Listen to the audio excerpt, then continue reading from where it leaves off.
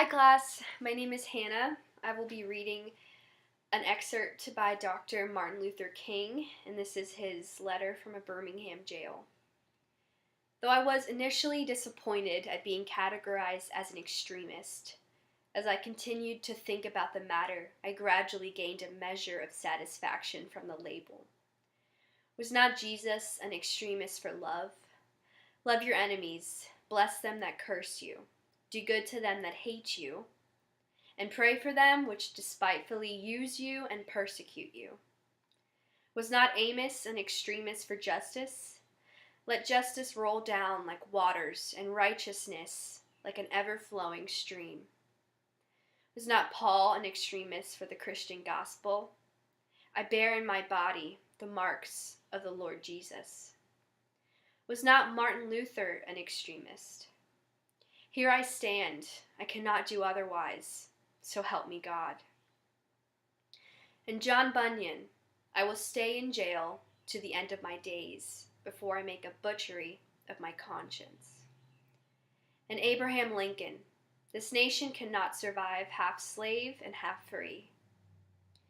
And Thomas Jefferson, we hold these truths to be self-evident and that all men are created equal. So the question is not whether we will be extremist, but what kind of extremists we will be. Will we be extremists for hate or for love?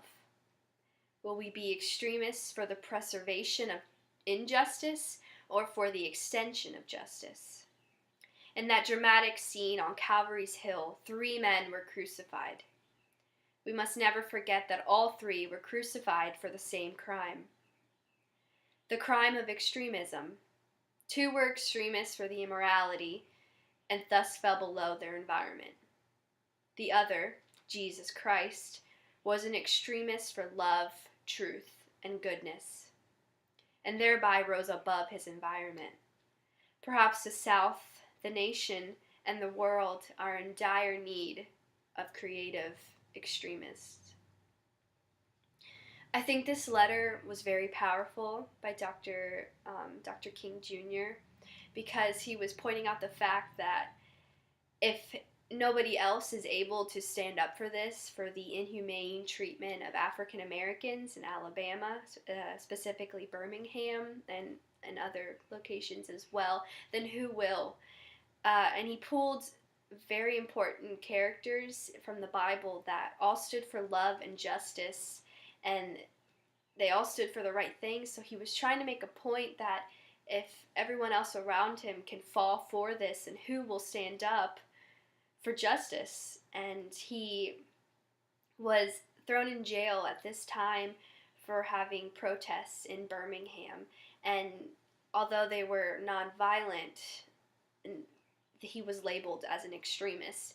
But I like the fact that he was okay with the label of being an extremist because he highlighted all these characters like Jesus and Paul and even Abraham Lincoln and Thomas Jefferson, who stood up for things that they deemed as inhumane, and the treatment for human beings during this time was very inhumane, and he wanted to seek justice for them. So I think this letter was very powerful, and I think that we can all learn a lot from it as well, and I'm glad that it was documented so that we are still able to look at it and read it and gain perspective from it. Thank you.